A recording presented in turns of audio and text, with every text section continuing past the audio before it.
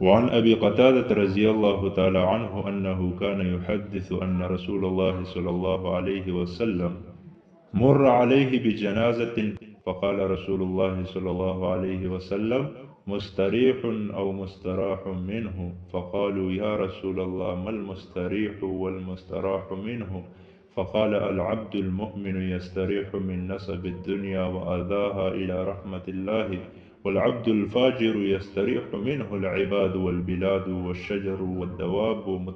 ابو قتاده رضی الله تعالی عنہ د حدیث بیانې و چې یو پیر نبی علیه الصلاۃ والسلام مخې ته یو جنازه راوړل شو، نو نبی علیه الصلاۃ والسلام ارشاد وفرمایو چې دا راحت موندونکی دی او یا نور خلق ته د راحت میلاو شو. صحابه کرام رضی الله تعالی عنهم اجمعین تپوس کی مستریح او مستراح دا سوک دی، یعنی راحت مندونکی دا سوک دی او د چانه چې خلقو ته راحت میلاو شو دا سوک دی. د دې وضاحت غواړي صحابه کرام رضی الله تعالی عنهم اجمعین.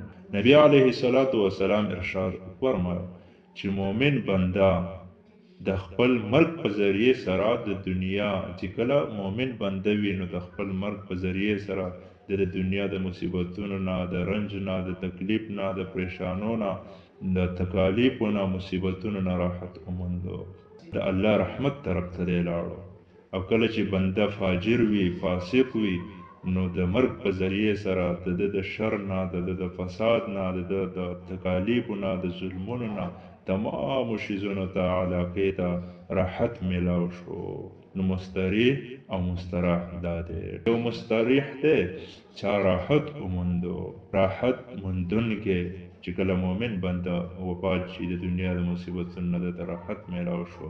او یو مستراح دی، مستراح هغه بنده چې د خپل مرګ په ذریعه سره نور خلقو ته راحت د دنه میلاو شو. یعنی مستراح هغه بنده چې کله فاسق وي، فاجر وي، د مړ شو نو د دنه خلقو ته راحت میلاو شو.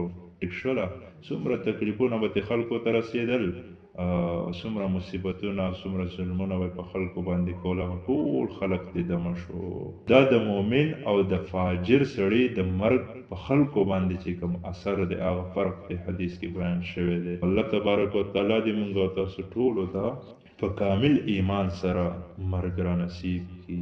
الله دې موږ د فسق فجور نه حفاظت نصیب کړي.